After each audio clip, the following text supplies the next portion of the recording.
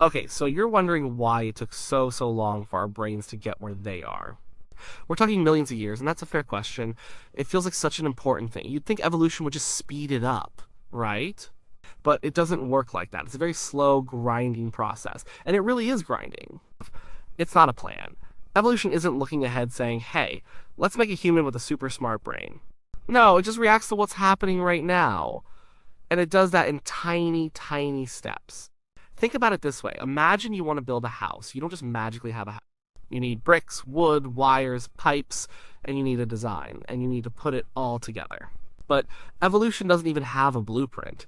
It's more like throwing a bunch of random junk into a pile, and then every once in a while, something accidentally fits together a little better. And if that better fit helps someone survive, then that better fit might get passed on. But if it doesn't help or if it causes more problems than it solves, then it just disappears. And that process takes a whole lot of time. Millions of years means millions and millions of generations. Each generation, there are tiny little changes, little mistakes in the copying of genes. Most of these changes don't do anything. Some are bad. A very few are good. And if those good ones lead to more babies, then those good ones stick around.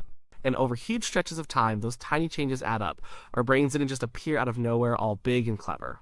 They started super small, super simple, like really simple. Early life, like single-celled organisms, didn't have brains at all. They just reacted to chemicals around them. Then you get worms, and they have what's called a nerve net. It's like a diffuse web of nerves, not a centralized brain. It lets them sense things, maybe pull away from something bad or move towards something good. It's basic, and it works for a worm. A worm doesn't need to write a novel or figure out how to launch a rocket. And that's a key point. Evolution only gives you what you need to survive right now, not what you might need a million years from now.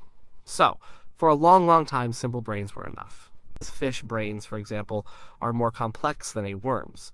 They can navigate, find food, avoid predators, maybe recognize a few other fish. But again, it's about what they need to do. They don't need to solve complex math problems. So, for brains to start getting bigger and more complex, there had to be a really good reason. There had to be an advantage that made the extra energy and extra trouble of a bigger brain worth it. And it wasn't just one reason, it was a whole bunch of things all happening over eons. One big reason was simply the environment changing. If the world around you stays the same, you don't need to change much.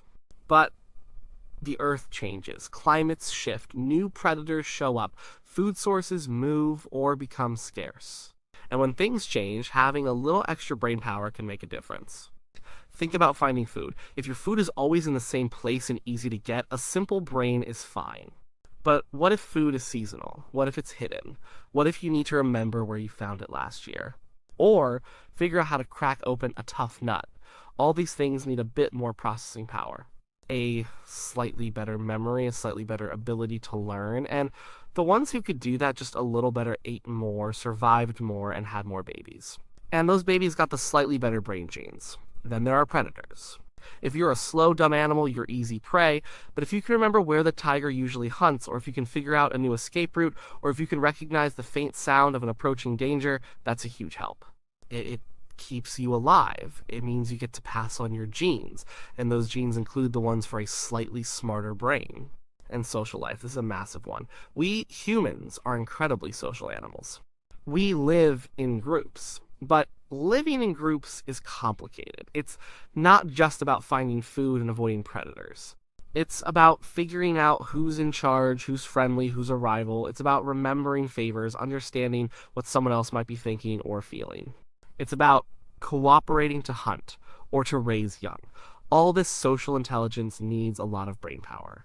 You need to read faces, understand gestures, track relationships, and the animals that were better at this, the ones who could navigate the complex social world, they often did better. They got more support, more protection, more chances to mate, so their social brains got passed on. Tool use is another big one. Making and using tools isn't simple. It needs planning. You need to know what you want to make. You need to know what materials to use. You need to know how to shape them, and you need to remember how you did it last time. A chimp can use a stick to get termites, but early humans started making stone tools. That's a huge step. It shows a level of abstract thought and planning that simpler brains just can't do. And using tools lets you get more food or protect yourself better, which again means you survive and pass on those tool-making brain genes. And language. Oh, language. That's probably one of the biggest leaps. Language lets us share incredibly complex information.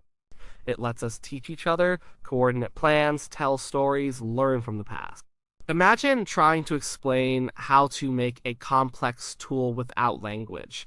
It would be nearly impossible.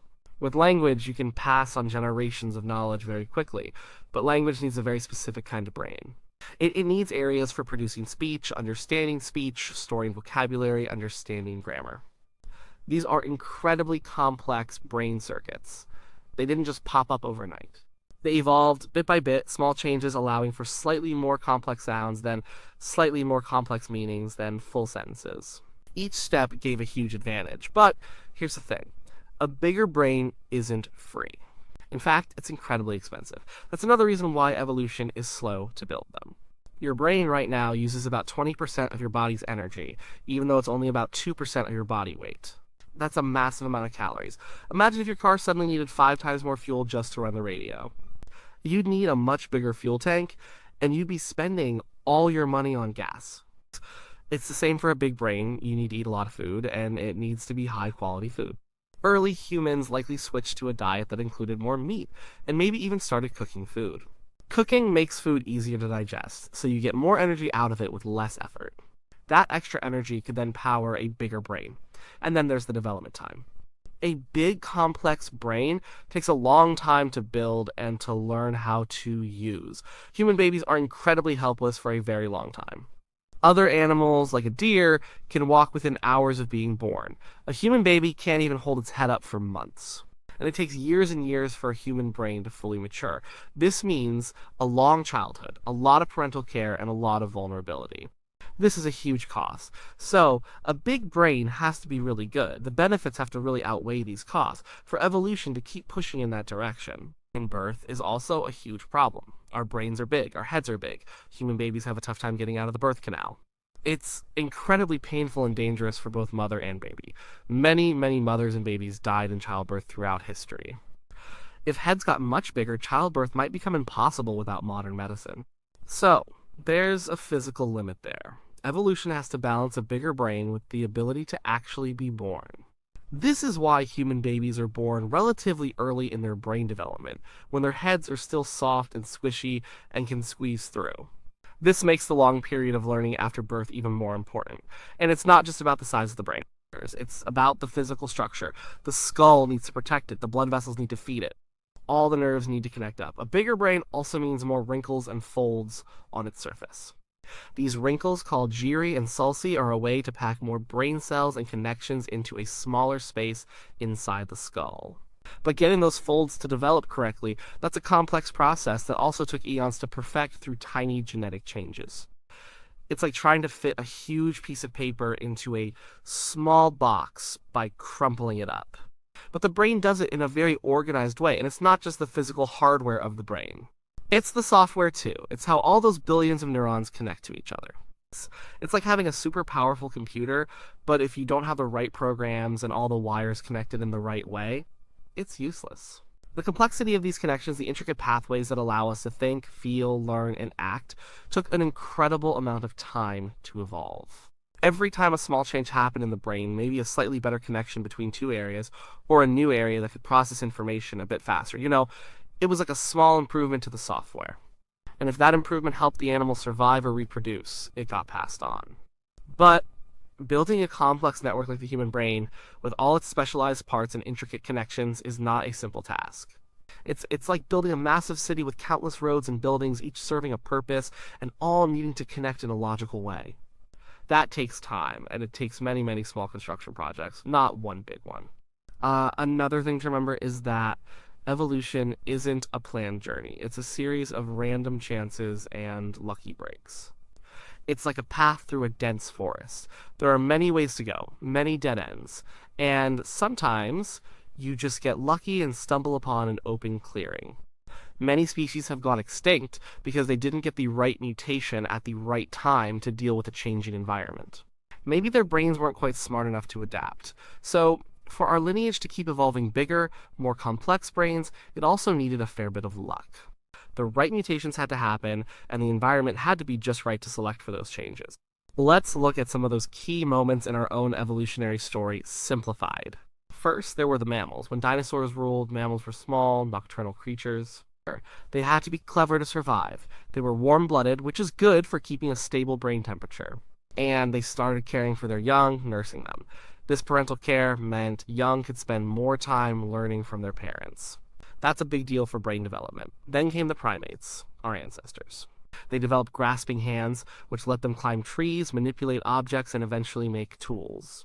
They had good eyesight, better for judging distances in trees and spotting food. And they lived in social groups, which, as we talked about, puts pressure on brains to get better at social intelligence. A huge step was when some of our ancestors started walking upright on two legs. This is called bipedalism. It freed up their hands. Now they could carry things, gather food more efficiently, and use their hands for making things. This might have been a big push for more tool use and more brain development. It's not directly about the brain, but it created an environment where a smarter brain was even more useful. And that diet change we talked about, eating meat gave our ancestors a rich source of protein and fat, perfect for fueling a hungry brain. And when they started cooking it with fire, it got even better. Cooking broke down tough fibers, killed germs, and made food much easier to digest. That meant less energy spent chewing and digesting, and more energy available for the brain. Fire also brought people together, provided warmth and protection, and maybe even helped extend the day, allowing for more social interaction and storytelling, all things that could further boost brain power. All these things didn't happen in a neat order. They overlapped, they influenced each other. Walking upright, using tools, eating better food, living in social groups, discovering fire, developing language, each step created new opportunities and pressures that favored a slightly bigger, smarter brain. Each small advance built on the last one, and it wasn't a race to become human. Many animals developed intelligence in their own ways. Dolphins are super smart, very social, and use complex communication. Crows are incredibly clever tool users and problem solvers, but their intelligence evolved along different paths for different reasons, with different costs and benefits. For our ancestors, the specific mix of pressures they need to find diverse food, navigate complex social groups, use and make tools, and eventually develop language school led to the specific kind of brain we have. So why did it take millions of years? Because evolution is slow. It's about tiny random changes accumulating over vast stretches of time. There's no grand plan. There's no fast forward button. Each small increase in brain size or complexity had to be worth the enormous cost in energy, development time, and birthing risks. The advantages had to be significant enough to outweigh these drawbacks generation after generation. It's a long, messy, incredibly inefficient process, a cosmic lottery where a series of lucky numbers came up over and over again for our ancestors. And eventually, after countless small steps, countless small advantages, and a whole lot of trial and error, we ended up with the complex, energy-hungry, fragile, but incredibly powerful brains we have today. It's truly a marvel that it happened at all.